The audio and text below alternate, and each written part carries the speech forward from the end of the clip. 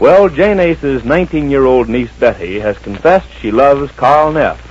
He's the 22-year-old nephew of Mr. Ace's wealthy business partner, Mr. T.Y. Neff. Last night, Mr. Neff learned that Carl had been going out with Betty and threatened to cut Carl out of his will if this did not stop. It's the following evening. This episode is in alternating scenes between the Aces' bungalow and a bench in the park. But first to the Aces, where we find Mr. Ace and Marge just after dinner. Jane's busy with pencil and paper. Listen. Oh, this pencil's abdominal. It keeps breaking all the time. Have you got a pencil, dear? What? A pencil. Have you got a pencil I can borrow? Oh, a pencil. No, I haven't. Marge, have you? I'm afraid not, Jane. Lend you my fountain pen if no, I I have to have a pencil with an eraser on it. There isn't a one around the house. I want to call up the drugstore and order one, and I'm going to chain it down here. I never saw pencils go so fast. What's that number? Oh, yes. It's Laura that's always taking the pencils around this house. Well, what do you need with a pencil, Jane? What are you doing there? Oh, well, I'm figuring out how much it takes for a boy and a girl to live on when they get married. You what? I'm figuring out how much it takes to live on if somebody wants to get married. Are you by any chance thinking of Betty and Carl? Yes. Ace, do you hear that? Ace, put that paper down. What's the matter? Did you hear what she just said? No, I was just reading this editorial here. Hello? Who are you calling, Jane? Hello, is this the Murray Prescription and Drug Supplies Pharmacy? Well, I'd like a pencil.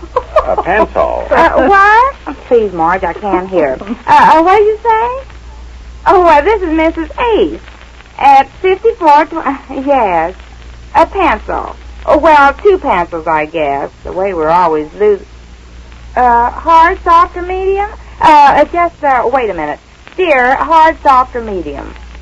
Scrambled, I guess. Well, I'll take them scrambled. Oh, now stop there.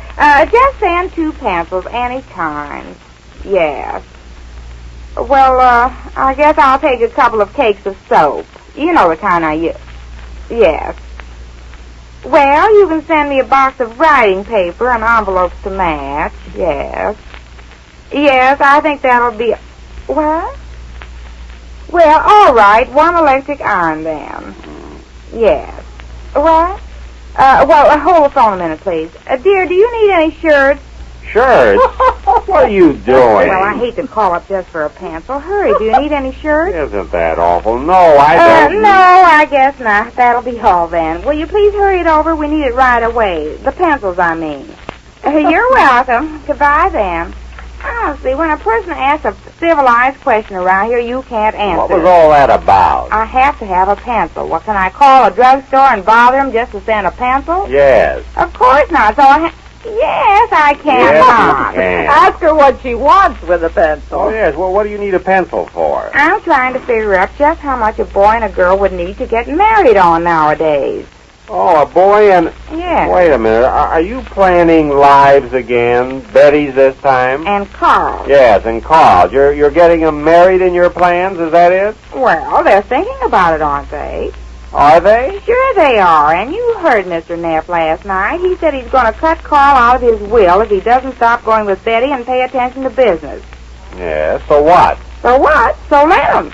Oh, it's all right with you, is it? Oh, no. I'd much rather have him like Betty and give Carl a lot of the money he's got so Betty can have a home with servants and a garden and a spiral staircase. But if he What kind of a staircase? You know the kind that goes around. Yes, we know. Go on, Jane. You'd rather have that, but... But what? Well, but something. What is it you're trying to say? Oh, but if he won't... Oh, I see what you mean, but what? But if he won't, then I think they ought to get married and do the next worst thing. Just try to get along on what they can make. She's working and he's working, isn't she? She makes $20 a week, doesn't she? And she told me he gets $25 a week. Isn't that what you pay him?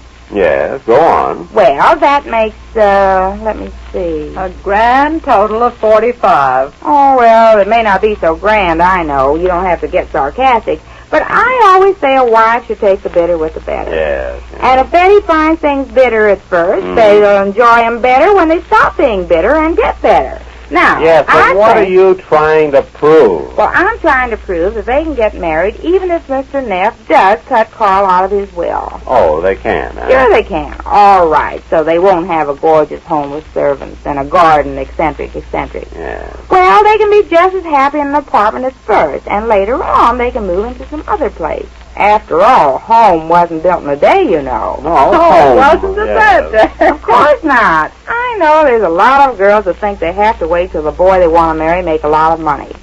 But they can be just as happy with him in any kind of a tiny little apartment. Be it ever so hovel, there's no place like home. Be it ever so hovel. Yes, you know how they say. Oh, yes. Now, a lot of people have the wrong idea about how much money means to them being happy. But it's not.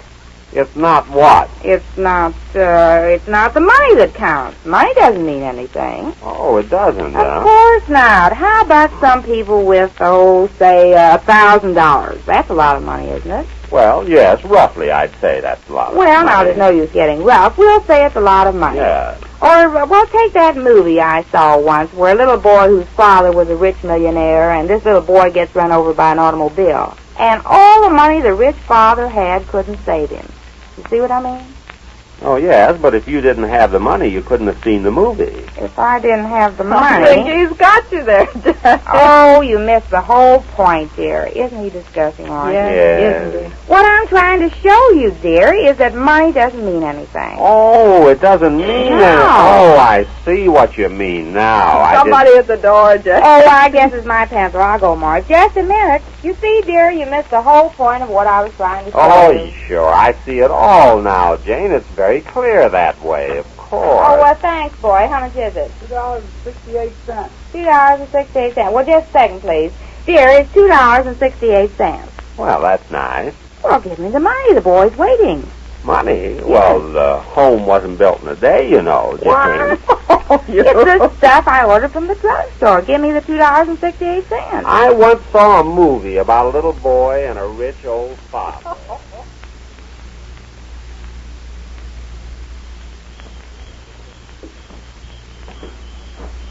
Let's sit here a minute, Betty. I want to talk to you. All right. Betty, I want to talk to you. Yes. You heard my uncle last night, didn't you? Please, Carl, we promised we wouldn't talk about that. Oh, what good's a promise like that? We must talk about it. We're just kidding ourselves if we don't. But there isn't anything to say. Oh, yes, there is. Plenty. We can't do anything about it, Carl. I'm not going to stand in the way of your success. Success? You mean being heir to an old man's money? Do you call that making a success of myself? Well, I'm not going to do anything that'll antagonize your uncle against you. That's what I want to talk to you about. Are you game? Game? Yeah, would you want to gamble? On me, I mean. What do you mean? Look, Betty, I got about $3,000. Would you start on that? Well, what do you mean? I'm asking you to marry me, Betty. Oh. I've got it all planned. I thought it out quite clearly last night. I couldn't sleep. You and I on a honeymoon until we've spent the whole $3,000. But $2,000. With the other $1,000, we'll come back and start housekeeping. Some little apartment, doesn't matter where. And I'll start to work at law. I really learned something in school. I'm good, Betty. I'll even show you my report card if you insist. Oh, Carl, please. What do you say, Betty? Would you take a chance on me? I know it's asking a lot, but I've got that much confidence in myself. And in you. You to work for. But your uncle, he'll be furious. Oh, let him. You mean run away and get married without telling him? Exactly, an elopement and a honeymoon. We'll drive all over. I'll get a car, don't worry about that. I'll maneuver Uncle out of that. That'll be the last thing I'll take from him. I'll make him buy me a car. Oh, Carl, no. Why not? It'll be quite a joke on him. That's all I'm asking out of the $1 million or so he's been hoarding all these years. What do you say, Betty? Will you gamble? Do you love me enough for that? I love you more than that. I knew it. No, wait, Carl. I love you so much I can't be responsible for taking you away from all that your uncle is going to mean to you. But he means nothing. Can't I make you see that? Won't you do it? I'll think about it. No, tell me now. Say you will. If there were only some way of winning your uncle over. Not a chance. I know just how he feels. This is all foolishness to him. He wants me to devote my life, my every minute, to preparing to step into his squeaky old shoes when he gets too tired to carry on. It isn't just you he's against. It's any girl. He says there's plenty of time for that later on. Later on. Look at him. He never got married. He's too busy being successful. And he's just dull enough to be successful, too. Oh, come on, Betty. Say you'll do it. Well... Oh, that's it, sweetheart. You'll never regret it. Now, it's going to be our secret. Not a word about this to your aunt or uncle. Let me see. Tomorrow I'll drop around and get the car. Now, that's our first move. Then there's the marriage life. And so you see, if she makes $20 a week and he makes $25 a week, they've got $45 a week. Now, I'm going to figure out right down to black bottom how much their expenses will be. Oh, just a minute, Jane. What makes you so sure Carl want to live on $45 a week, even if Betty agrees to it? Oh, sure he will. They love each other, and she loves him. Now, wait just a minute, Jane. Do you mind if I say something here? I mean, I've been listening to you and all this beautiful talk about love and how they're going to live on $45 a week. How would you like to live on nothing a week? Nothing? Because that's what we're going to have if Betty marries Carl. Well, you heard Mr. Neff last night. He doesn't approve of this. He's my partner in the real estate business. His name and his money have made it possible for me to put over some big deals. Now, I can't do anything to antagonize him, can I?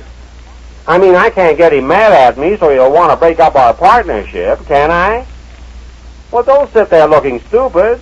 That's not stupid. That's surprise. I never thought of that. He will get mad at us, won't he? Of course he will. Say, I didn't think of that either. Well, I did. He'll blame me for this. Now, look, Jane, do you want to do me a favor, a big favor? Don't plan any marriages for Betty and Carl.